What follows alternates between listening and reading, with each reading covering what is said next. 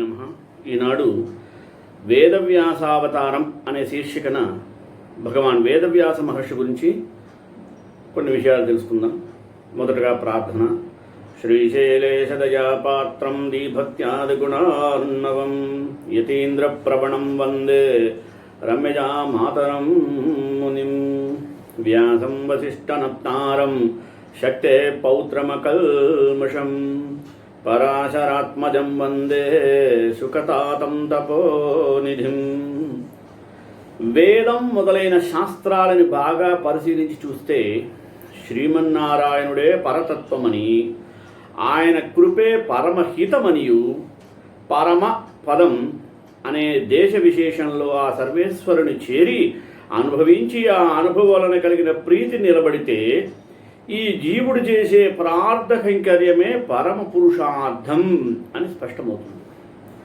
తత్వహిత పురుషార్థాలని ఇదా యథాతథంగా తెలుసుకొని మనం దానికి తగిన అనుష్ఠానం చేసినట్లయితే మోక్షం లభిస్తుంది అంటారు ప్రాచీన మహర్షులు.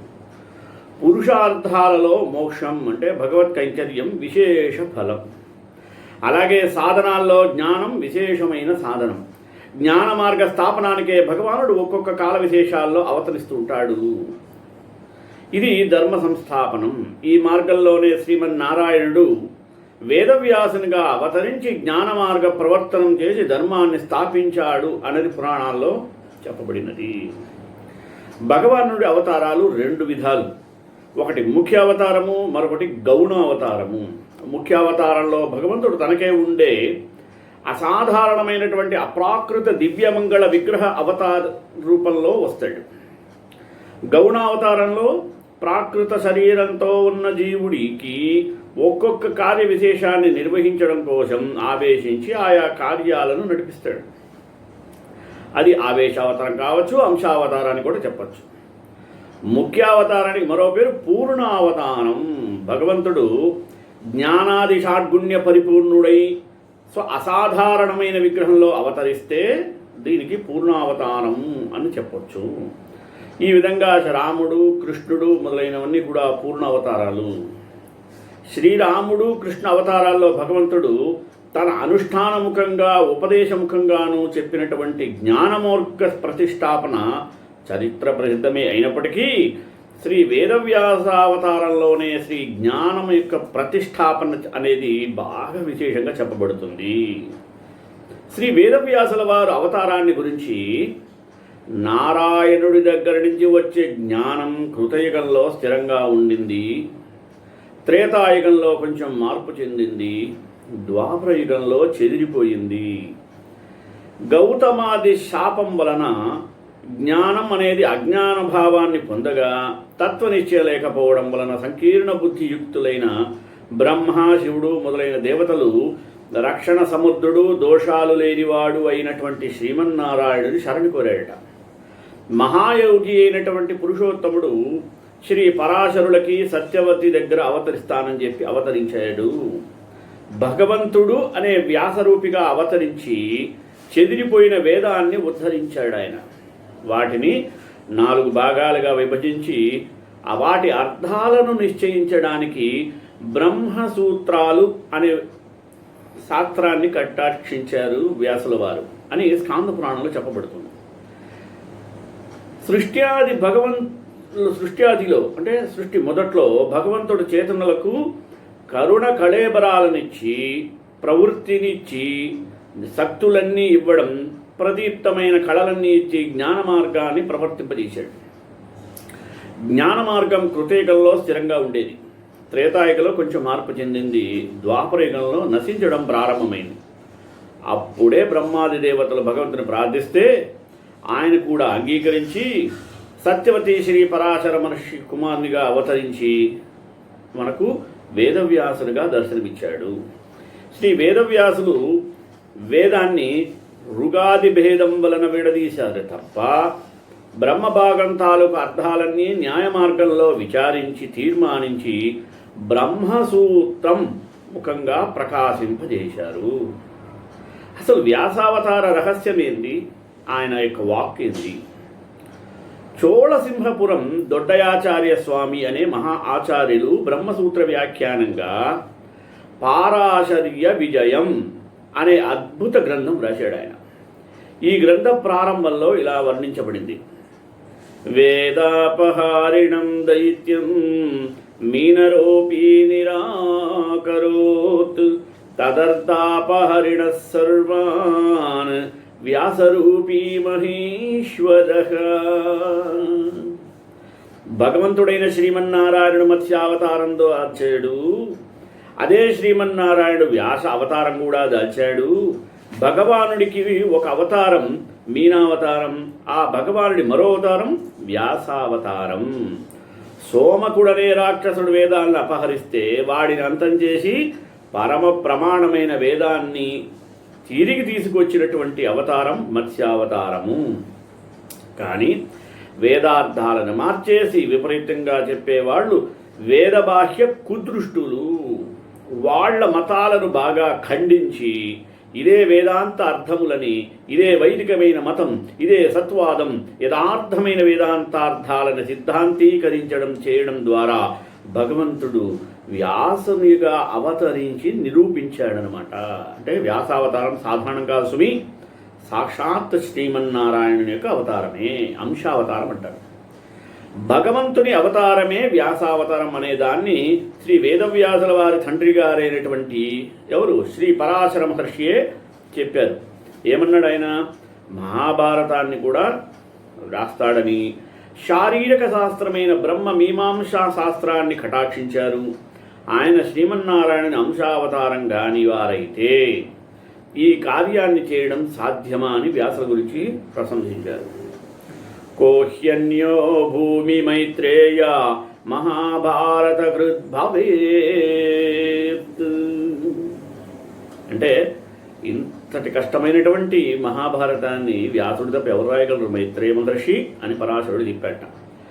వేదవ్యాసుల వారు చేసిన మహోపకారాలు తెలుసుకోవాలి మనం.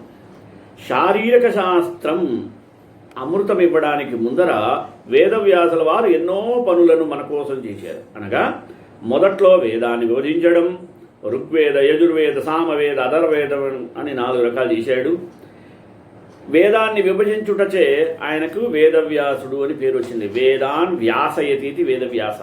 ఇదియే కాకుండా తాము విభజించి ఇచ్చిన వేదాలకి శాఖా విభాగం కూడా చేశారు.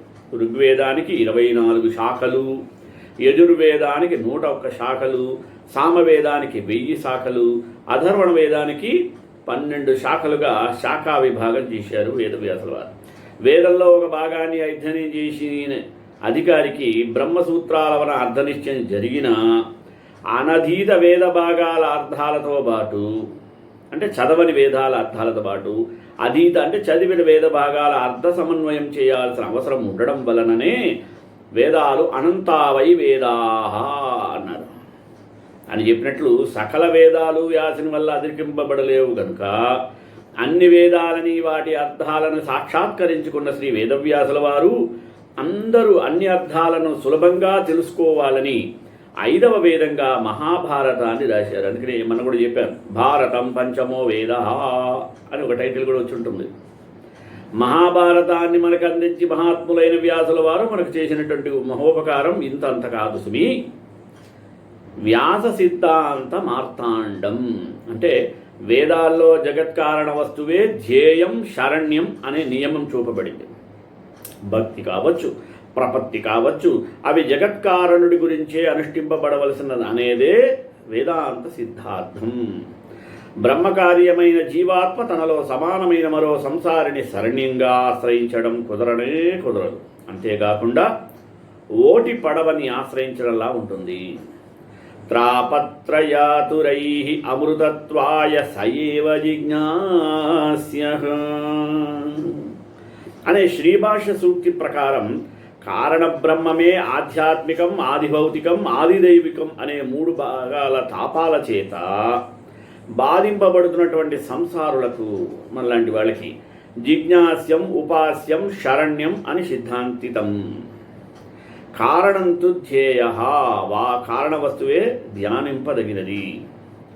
యో బ్రహ్మాణం విదధాతి పూర్వం यो वै वेदांश प्रहिणोति तस्मै तं गदेवम् आत्मबुद्धिप्रकाशो मुमुक्षुर्वै शरणमहं प्रपद्ये. బ్రహ్మని సృష్టించిన కారణ వస్తువుని ముముక్షుడైన నేను శరణం పొందుతున్నాను కదా అని వేదాంతం ఘోషిస్తుంది. ఇక ఈ సిద్ధాంతాన్ని బ్రహ్మ మీమాంసాముఖంగా వేదవ్యాసుల వారు ఎలా చూపించారో చూద్దాం. శారీరకంలో శ్రీ వేదవ్యాసుల వారు చతుశ్సూత్ర అనే ఉపోద్ఘాతం తరువాత శాస్త్రాన్ని ఆరంభిస్తూ పరమాత్మే జగత్కారణభూతుడు అచిద్విలక్షణుడు అని పూర్తి చేశారు. ఆ అధికరణంలో తన్నిష్టస్య మోక్షోపదేశాత్ ఆయనే ఉపాయభూతుడు అని నిశ్చయం చేశారు. జగత్కారణాన్నే కదా మోక్షోపాయంగా వేదాంతం కొరకు చెప్పబడింది. తర్వాత ఆనందమయాధికరణంలో అతడే పరమప్రాప్యభూతుడు అని, అతని సంసార విలక్షణుడు అని, ముక్త విలక్షణుడు అని చెప్పబడినది. ఆనందమయ అభ్యాసాత్ కామాశ్చ నానుమానపేక్ష నేతరోపపత్తే భేదం వ్యపదేశాచ అనే సూత్రాల్లో నిశ్చయించారు. వీటి వివరణమే మిగతా 149 అధికరణంలో మనకు కనబడుతుంది. ఇలా భగవంతుడు జగత్కారణభూతుడు, ఉపాయోపయభూతుడు, ప్రకృతి పురుష విలక్షణుడు, దివ్యమంగళ విగ్రహ స్వరూపుడు అని వ్యాస సిద్ధాంతం స్పష్టంగా మనకు తెలియజేస్తుంది. సకల వేదసారమైనటువంటి తిరుమంత్రంలో పదత్రయం వలన జీవాత్మల అనన్యార్హ శేషత్వం, అనన్య శరణత్వం, అనన్య భోగ్యత్వ రూప ఆకారత్రయ శాబ్దంగా ప్రతిపాదితం. అంటే పరమాత్మ యొక్క శేషిత్వ, శరణ్యత్వ, ప్రాప్యత్వాలనే ఆకారత్రయం అర్థంగా లభించాయి. శ్రీ వేదవ్యాసుల వారు అధ్యాయ చతుష్టయాత్మకమైనటువంటి శారీరక మీమాంస శాస్త్రంలో మొదటి 2 అధ్యాయాల్లో పరబ్రహ్మాన్ని జగదేక కారణంగాను, చేతనాచేతన విలక్షణుడిగాను, సర్వశ్రేషిగా చూపించారు. ఇదే ప్రణవార్థ నిరూపణం. 3వ అధ్యాయంలో బ్రహ్మ ఉపాస్యం అని నిశ్చయించారు. ఇదే నమశబ్దార్థ నిరూపణం. 4వ అధ్యాయంలో బ్రహ్మం ప్రాప్యం అని నిశ్చయింపబడినది. ఇదే తృతీయ పదార్థ నిరూపణం. కారణత్వం, అబాధ్యత్వం, ఉపాయత్వం, ఉపేయత్వమే కదా అధ్యాయ చతుష్టయం. వేదవ్యాసుల వారు విశిష్టాద్వైత సిద్ధాంతమే తమ సిద్ధాంతమని చాలా సందర్భాల్లో నిశ్చయంగా చెప్పారు, నిరూపించారు కూడా. సూక్ష్మచేతనాచేతన విశిష్ట బ్రహ్మ కారణమై కారణకార్యాలైన విశిష్ట బ్రహ్మలకి ఐక్యం చెప్పడమే విశిష్టాద్వైత సిద్ధాంతం. కారణము, కార్యం, నామభేదం, అకారభేదం, వ్యాపార భేదం ఉన్నప్పటికీ వస్తుభేదం లేదు దాంట్లో. కార్యకారణాలకి అనన్యత్వమే అనే సత్కార్యవాదాన్ని వేదవ్యాసుల వారు ఏమన్నారు? తదనన్యత్వం అని ఆరంభాణాధికరణలో స్థాపించి అసత్కార్యవాదమైన వశీషిక మతాన్ని ఖండించాడు ఆయన. పరమాత్మ తాను నిర్వికారుడై తన శరీరభూతనమైన చేతన అచేతన మాత్రంలో సంకోచ వికాసాలనే వికారాలను కూడా పుట్టించాడు అనడానికి ఉపనిషత్తులో యథోర్ణనాభిసృజతే అని ఉన్న సాలెపురుగుని దృష్టాంతంగా చూపించాడట. తత్వత్రయం అనే దాంట్లో ఆచార్య పిళ్ళలోకయ్య ఆచార్యులు వారు కూడా ఇతనే జగత్తుగా పరిణమించడం వలన ఉపాదానం కూడా అయి ఉంటాడు, కానీ నిర్వికారుడు అని ఎలా అన్నారంటే స్వరూపానికి వికారం లేకపోవడం వల్లనే. అయితే పరిణామం ఎలా కుదురుతుంది అంటే విశిష్ట విశేషణం ద్వారా కుదురుతుంది. ఒక సాలెపురుగుకి ఉండే స్వభావం సర్వశక్తికి ఉండకపోవచ్చు కదా అని కూడా చెప్పారు వేదవ్యాసుల వారు. తిరుమలిషిప్పిరాన్ కడల్ తన్నుళ్లే తిరైత్తళైందు అడంగిన్ర అని సముద్రాన్ని దృష్టాంతంగా చెప్పాడు ఆయన. శ్రీ పరాశర భట్టర్ అనుషికిని శిఖీవా అని మొగనెమలిని దృష్టాంతంగా చూపించాడు. మొదటి అధ్యాయంలో ప్రకృతి అధికరణంలో వేదవ్యాసుల వారు బ్రహ్మ తాలూకు నిమిత్తోపాదనత్వాన్ని కూడా సిద్ధాంతీకరించారు. పైగా జీవవాది శబ్దానికి పరమాత్మ పరత్వాన్ని నిరూపించినప్పుడు అశ్మరథ్య మతాన్ని, ఔడులోమి మతాన్ని పూర్వపక్షంగా చూపించి కాశకృత్య మతాన్ని స్వసిద్ధాంతంగా వేదవ్యాసుల వారు వాక్సాన్వయాధికరణములో చూపించారట. కాశ్యకృష్ణ మతము, అశ్మరథ్య, ఔడులోమి మతాలకు ముందరే చెప్పడం వల్ల కాశకృత్య మతం కంటే మరొక మేలైన మతాన్ని చెప్పకపోవడం వల్లను కాశకృత్య మతమే శ్రీ వేదవ్యాస మతం. 3 మతాలు, కాశకృత్యం, అశ్మరథ్యం, ఔడులోమి. దాంట్లో వేదవ్యాసులు కాశకృష్ణ మతానికే ప్రాధాన్యత ఇచ్చారు. శ్రీభాష్య శృత ప్రకాశికల్లో కూడా చెప్పబడింది, శరీర ఆత్మభావం వలన జీవవాది శబ్దం పరమాత్మపరం అనే కదా కాశకృష్ణ మతం చెప్తుంది. ఇదే విశిష్టాద్వైత సిద్ధాంతం శ్రీ వ్యాస సమ్మతమైంది. మరొక మతం కంటే కూడా స్వమతం విలక్షణం గనుక వేదవ్యాసుల వారు అలాంటి చోట్ల బాదరాయణ అని స్వనామాన్ని నియమంగా నిర్దేశించారు. ఋష్యంతర మతంస్య సమ్మతముగాక అక్కడ స్వనామ నిర్దేశం వ్యాసుల వారు చేయలేదు.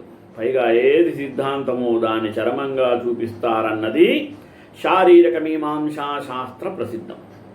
కనుక కాశకృత్య మతమే వ్యాస సమ్మతం అని నిర్ధారణమైంది.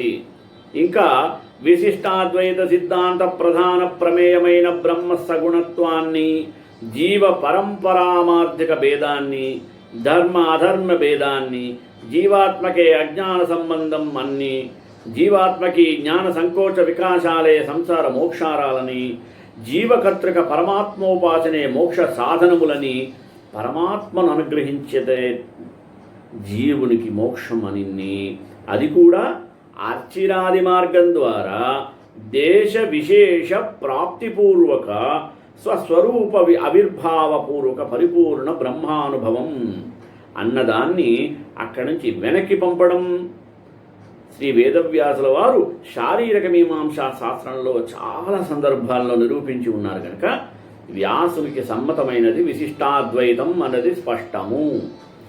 బ్రహ్మ నిర్గుణం, అజ్ఞాన బ్రహ్మనిష్టం, సంసార మోక్షాలు బ్రహ్మానికి ఐజ్ఞజ్ఞానమే మోక్షహేతువు, ఇక్కడే ముక్తి అవుతుంది, ఐక్యాపత్తి మోక్షం అని గదా మృషావాదుల మతం అని. ఇది వేదవ్యాస సమ్మతం కాదు. ఇలా ఇది శారీరక మీమాంసా శాస్త్రమైన బ్రహ్మసూత్ర అధ్యాయ చతుష్టయంలో అంతర్గతం కాదు అని సుస్పష్టంగా చెప్పబడింది. జగత్కారణమైన ధర్మాన్ని, బ్రహ్మాన్ని ఉపదించిన వాడు భగవద్ అనుగ్రహం చేత అపునరావృతమైనటువంటి లక్షణ మోక్షాన్ని పొంది పరిపూర్ణ బ్రహ్మ అనుభవం చెంది ఆనందమయుడితో భోగమాత్రంలో పరమ సామ్యాన్ని పొందుతున్నాడు అని వేదవ్యాసుల వారు 4 అధ్యాయాలున్నటువంటి శారీరక మీమాంసా శాస్త్రంలో నిర్ధారణ చేశారు. అంటే శారీరక మీమాంసలో మొత్తం 4 అధ్యాయాలు ఉన్నాయి. పరుడితో జీవుడికి స్వరూప ఐక్యాపత్తే మోక్షం అనే వాళ్ళ వాదం బ్రహ్మసూత్రాలకి బాహ్యమైనదన్నమాట. ఇందాక నుంచి శారీరక శాస్త్రం అంటున్నాం కదా, అంటే ఏంటి దాని గొప్పతనం ఏంటి? మహానందం లేకుండా యథార్థ జ్ఞానం ఉంటుందా? ఉండదు. అంటే తత్వజ్ఞానం దీన్ని పొందడానికి మనకి కారుణికుడైనటువంటి భగవంతుడు ఎన్నో శాస్త్రాలు ఉపకరించాడు. భగవానుడు ప్రసాదించిన శాస్త్రాల్లో చాలా శ్రేష్టమైనది శారీరకం అనేది. శ్రీమన్నారాయణుడే వేదవ్యాసునుగా అవతరించి బ్రహ్మసూత్ర గ్రంథాన్ని అందించారని పురాణం మనకు చెప్తుంది. ఇదే శారీరకం అని. ఏది బ్రహ్మసూత్ర భాష్యాలకే పేరు శారీరకమని, బ్రహ్మమీమాంస అని, ఉత్తర మీమాంస అని ప్రసిద్ధి కలిగింది. జగత్తునే తనకు శరీరంగా కలవాడు ఎవరు? భగవంతుడు. బాగా గుర్తుపెట్టుకోండి. అందుచేతనే ఆయన ఏమంటారు? శరీరుడు. మరి శరీరుని గురించి చెప్పే శాస్త్రం శారీరక శాస్త్రం. అదే శారీరక మీమాంస. ఇప్పుడు క్లారిటీ వచ్చింది కదా. తస్యేషా ఏవ శరీర ఆత్మా అని, యస్యాత్మా శరీరం యస్య పృథివీ శరీరం ఏష సర్వభూతాంతరాత్మా నారాయణ అని వేదాంతంలో పరమాత్మని శరీరకునిగా చెప్పబడింది. జగత్సర్వం శరీరంతే అని శ్రీరామాయణంలో చెప్పబడింది. ఈశ్వర వ్యష్టి సమిష్టి రూప అని పరాశర భగవానుడును ఉడన్మిషై ఉయిరెనక్కరందెంగుం పరందుళన్ అని నమ్మాళ్వారును యద్దండం పరాత్పరం బ్రహ్మతే విభూతయ అని ఆళవందారును అనుగ్రహించారు. పరమాత్మకి చేతనాచేతనాత్మకమైనటువంటి జగత్తు శరీరం గనుకనే శరీర ప్రతి సంబంధమైనటువంటి ఆత్మ పరమాత్మ శరీరుడు అనబడుతున్నాడు. ఆయనవి తెలిపే శాస్త్రం గనుక బ్రహ్మమీమాంసా శాస్త్రం శారీరక శాస్త్రం అని పిలువబడుతుంది. శ్రీ బోధాయన మహర్షి కూడా సంహితం ఏతత్ శారీరకం అని చెప్పాడు. వేదవ్యాస మహర్షి ఉపనిషత్తులనే సముద్రాన్ని చిలికి శారీరకమైనటువంటి అమృతాన్ని తీసి దాసులకు ఇచ్చారు, అంటే భగవద్భక్తులకు. ఇది ఆత్మక్షేమంకరమైన అమృతమవుతుంది. ఇదే దీనికి గొప్పతనం. మన స్వామి ఎంబెరుమానాళ్ళు పారాశర్యవచసుధాం ఉపనిషద్దుగ్ధాబ్ధిమద్యోద్ధృతాం అని దీన్నే స్పష్టంగా మనకి తెలియజేశారు. శ్రీమద్ రామానుజులు వారి యొక్క భాష్యంలో మొదట అఖిల భువనస్తేమ బంగారి లీలే అని మొదలయ్యే మంగళ శ్లోకాన్ని తిరువేంకటముడయానైన శ్రీనివాసుల విషయంలో వివరించారు. తరువాత గురువందనంగా ఆచార్యులైన వేదవ్యాసుల వారిని గురించి అభివర్ణించాడు. ఏమన్నారు చూడండి. పారాశర్య వచసుధాం ఉపనిషద్దుగ్ధాబ్ధిమద్యోద్ధృతాం సంసారాగ్ని విదీపన వ్యపగత ప్రాణాత్మ సంజీవనీం పూర్వాచార్య సురక్షితాం బహుమతి వ్యాఘాత దూరస్థితాం ఆనీతాం తు నిజాక్షరైః సుమనసో భౌమప్పబంతు మన్వహం. పరాశరులకి సత్యవతికి కుమారునిగా జన్మించుట చేత వేదవ్యాసుల వారిని పారాశర్యులు అని కూడా అంటారు. వారు కటాక్షించిన బ్రహ్మమీమాంసా శాస్త్రాన్ని వర్ణించేటప్పుడు స్వామి రామానుజులు పారాశర్య వచస్సుధాం అని పదాన్ని ప్రయోగించాడు. పరాశరుడు ఋషి అయితే వేదవ్యాసుల వారు పరమ ఋషి అని ప్రశంసించారు. అటువంటి గొప్పదనం ఉన్నది కేవలం వేదవ్యాసుల వారికి మాత్రమే. సూత్రం అంటే ఏంది? దాని సూత్రాలు వస్తుంటాయి. ఏ సూత్రమైనా దాని శబ్ద శరీరం చిన్నదిగా ఉన్న ఎన్నో అర్థాలను సూచించడం వలన అది సూత్రం అనబడుతుంది. ఈ విషయాన్నే సూచనాత్ సూత్రం అని పెద్దల వచనం. తిరుక్కురల్కి ఆవిగింజనితోల్చి సప్త సముద్రాలను దూర్చి ఈ మొత్తాన్ని చిన్నదిగా చేస్తే వచ్చినది సూక్తి అని గొప్పతనం చెప్పబడింది. అయినా తిరుక్కురల్ శరీరం కంటే బ్రహ్మశత్ర శరీరం చాలా గొప్పది, చిన్నది. ఇందులో ఎన్నో అర్థాలు ఇమర్చబడి ఉండటం వల్ల చాలా ఆశ్చర్యకరంగా ఉంటుంది. పైగా సూత్ర శబ్దానికి చాలా అందంగా ఒక అర్థం. వేదాంతార్థ కుసుమగ్రధనార్థత్వాత్ సూత్రం అని చూపించారు. అందమైన పుష్పాలని సూత్రంలో గుచ్చినట్లుగా వేదాంతార్థాలనే పుష్పాలని బ్రహ్మసూత్రాలనే సూత్రంతో గుచ్చడం వలన వీటికి బ్రహ్మసూత్రం అని పేరు ఏర్పడింది. ఇంత ఉంది దాని తతంగం. మరి బ్రహ్మసూత్ర లక్షణాలు ఏమిటి? 1. పరిమితమైన అక్షరాలు కలిగి ఉండటం. 2. సందేహాన్ని ఛేదించే గుణం కలిగి ఉండటం. 3. సారభూతంగా అమరి ఉండటం. 4. ఎలా కావాలంటే ప్రవర్తించగల శక్తి సామర్థ్యం ఉండటం. 5.